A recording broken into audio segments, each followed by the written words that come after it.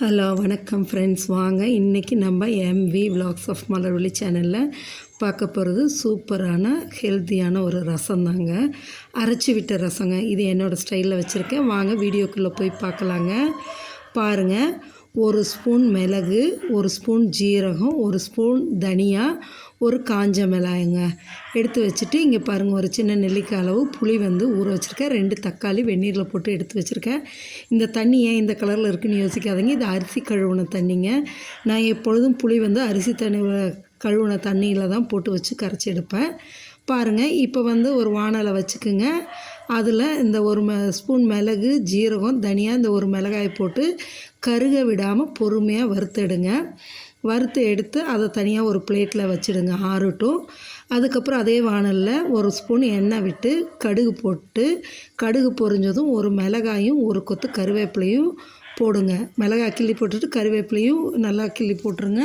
ஃப்ரெஷ்ஷான கருவேப்பிலையை போட்டு அது பொரிஞ்சதும் நம்ம புளி ஊற வச்சுருக்கோம் இல்லைங்களா, தக்காளியை வெளியே எடுத்துகிட்டு அந்த புளியை மட்டும் நல்லா கரைச்சி எடுத்துருங்க. அரிசியை 2 தடவை கழுவி கீழே ஊற்றிட்டு அந்த தண்ணியை 3வது தண்ணியை எடுத்து தான் நான் புளி ஊற வைப்பேங்க. அது ஹெல்த்தியும் கூட, டேஸ்ட்டும் கூட. இப்போ நம்ம அந்த புளி தண்ணியை ஊற்றிட்டு கொஞ்சம் மஞ்சத்தூளும் பெருங்காயத்தூளும் போட்டுக்கலாங்க. போட்டுட்டு நம்ம அந்த தக்காளி 2 வெந்நீரில் போட்டு எடுத்து வச்சுருந்தோம் இல்லைங்களா, அதை கையால் நல்லா உடச்சி பிசைஞ்சு விடுங்க.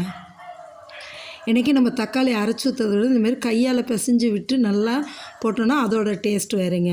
இப்போ போட்டுட்டு இந்த இதுக்கு தேவையான அளவு உப்பு போட்டுக்கலாங்க.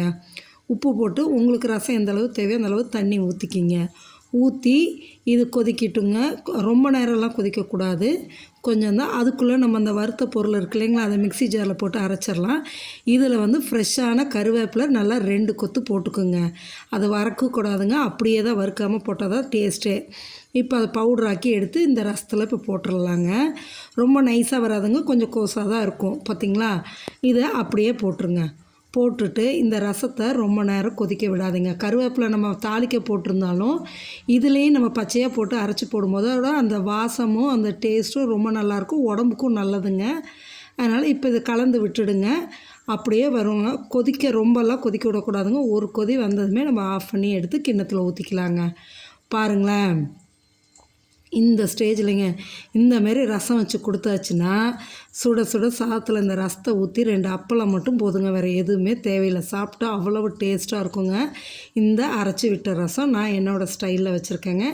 நீங்களும் செஞ்சு பாருங்கள். சாப்பிட்டுட்டு எப்படி இருக்குன்னு எனக்கு கமெண்ட் செக்ஷனில் சொல்லுங்கள். பாருங்கள், இந்த இது போதுங்க. அப்படியே ஆஃப் பண்ணிடுங்க. அடுப்பு ஆஃப் பண்ணி இப்போ எடுத்து ஒரு கிண்ணத்தில் ஊற்றி மேலே கொத்தமல்லி தலையை நல்லா தூவி விட்டுருங்க. ஃப்ரெஷ்ஷான இந்த கொத்தமல்லி தழை போடும்போது அந்த ரசத்தில் நல்லா ஒரு டேஸ்ட் கிடைக்குங்க. இப்போ எடுத்து நீங்கள் ஊற்றி சாப்பிட்லாங்க. வாங்க, மறக்காமல் நம்ம சேனலை சப்ஸ்கிரைப் பண்ணுங்கள். வழக்கம் போல் நம்ம ஒரு கோலம் ஒன்று போட்டு காமிச்சிருக்கேங்க. 11 புள்ளி எடைப்புள்ளி 6 வரைக்கும் வச்சுங்க. சுற்றியும் ஒரு புள்ளி வரைக்கும் வச்சுடுங்க. நல்லா ஸ்டார் ஷேப்பில் ரொம்ப அழகாக இருக்கும் இந்த கோலம். நீங்களும் போட்டு பாருங்கள். உங்கள் வாசல்லையும் போடுங்க. மார்கழி 1ஆம் தேதியிலேருந்து பெரிய பெரிய கோலமாக போடுவோம் இல்லைங்களா, அதில் மறக்காமல் நீங்களும் போட்டு பாருங்கள். எப்படி இருக்குன்னு சொல்லுங்கள். இந்த மாதிரி கோலமே போடுறீங்களா, ரங்கோலி மாதிரி நெல்லிக்கோலம் போடலையா, சிக்கு கோலம் போடலையான்னு கேட்பீங்க. அதையும் நான் போட்டு காமிக்கிறேன். நெல்லிக்கோலமும் போட்டு காமிக்கிறேன். இது பாருங்கள், அவ்வளோ சூப்பராக இருக்கும். போட்டதுக்கப்புறம் நீங்கள் பாருங்கள், அவ்வளோ அழகாக இருக்குங்க. இது ஒரு சங்கு மாடல் இது தாங்க, நல்லாயிருக்கும். இதை இப்படியே போட்டுட்டு நீங்கள் கலர் பண்ணி நான் காமிச்சிருக்கேங்க. ஏன்னா அந்த டிசைன் போட்டிருக்கிறதுக்கும் நல்லா உங்களுக்கு அந்த புள்ளியோடு தெரியணும் இல்லையா, அதனால் கலர் பண்ணி காமிச்சிருக்கேன். பாருங்கள், நம்ம சேனலை சப்ஸ்கிரைப் பண்ணாமல் புதுசாக பார்க்குறீங்கன்னா சப்ஸ்கிரைப் பண்ணிவிட்டு லைக் பண்ணி ஷேர் பண்ணுங்கள். இந்தமாரி தினம் புது புது வீடியோ பார்க்கணும். நம்ம சேனலை சப்ஸ்கிரைப் பண்ணிவிட்டு லைக் பண்ணி ஷேர் பண்ணுங்கள். பெல் ஐக்கானை டச் பண்ணால் ஆளுங்கிற ஆப்ஷன் வரும், அதையும் டச் பண்ணி விடுங்க. புது புது வீடியோ பார்க்கலாம். சரிங்களா, பார்த்துட்டு எப்படி இருக்குன்னு சொல்லுங்கள். நாளைக்கு நம்ம இன்னொரு புது வீடியோவில் சந்திப்போம். Thanks friends.